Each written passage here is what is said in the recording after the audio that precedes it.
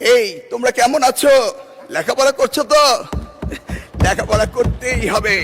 নকল, প্রশ্নফাঁস, জালিয়াতি কোনো কিছুই আর চলবে না। মাননীয় স্পিকার, তিনি মাধ্যমিক স্তরও এই ধরনের অনেক সুযোগ সৃষ্টি করেছেন।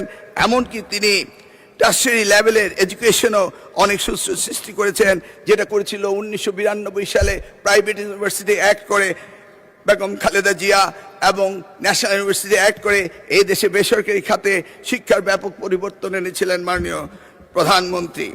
মাননীয় স্পিকার, আমরা জানি 2008 সালে মার্কিন প্রেসিডেন্ট বারাক ওবামা তিনি বলেছিলেন, yes we can do justice and equality, we can have the opportunity and prosperity, we can have heal the nation, yes we can repair the world.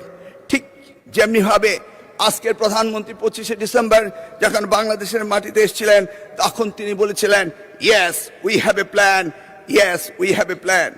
আমরা কিভাবে অর্থনৈতিক দুর্দশা থেকে কাটিয়ে উঠতে পারি, নতুন কর্মসংস্থান তৈরি করতে পারি এবং মানুষের জীবন কিভাবে উন্নত করতে পারি, সেই কথাগুলি তিনি বলেছিলেন। তিনি বলেছিলেন, yes we have a plan. আমরা আমাদের ভাঙা বিশ্বাসকে আবারও জোড়া লাগাতে পারি, মানুষের আস্থা ফিরিয়ে আনতে পারি। তিনি বলেছিলেন, yes we have a plan.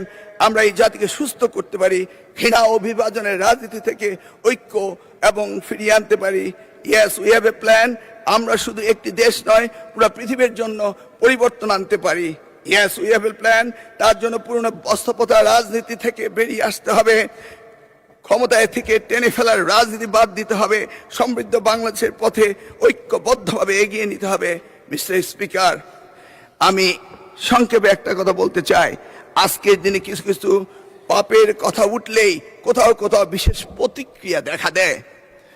আমরা দেখেছি কারো কারো শরীরে জ্বালা ধরে, কিন্তু কেউ কেউ শুনতে না চাইলেও আমরা কি পাপের কথা ভুলে যাব? চাইলে কি সব ভুলে যায়? মিস্টার স্পিকার, আমরা সবাই জানি কিছু পাপ আছে যার কোনো ক্ষমা হয় না, যদিও না ক্ষতিগ্রস্তরা সেই ক্ষমা না করে দেন, যেটা আমাদের পবিত্র কোরআন শরীফে রয়েছে।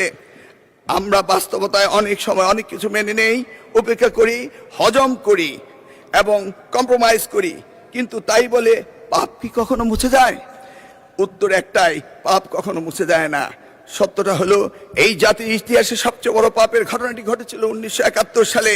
54 বছর পরও জাতি তা ভুলে যায়নি। তার প্রমাণ 2026 সালের 12 ফেব্রুয়ারি আজকের এই মহান সংসদে আমরা এসেছি। সুতরাং এই পাপের কথা আমরা ভুলে যাব না, বরং প্রজন্ম থেকে প্রজন্ম আমরা এই পাপের কথা বলেই যাব। মাননীয় স্পিকার, মিস্টার স্পিকার, পরিস্থিতি আমি যা বলে শেষ করব তা সারা দেশের আমার অতি আদরের সোনামণিদের জন্য বলবো, তাদের উদ্দেশ্যে বলবো, এই তোমরা কেমন আছো? লেখাপড়া করছো তো? লেখাপড়া করতেই হবে।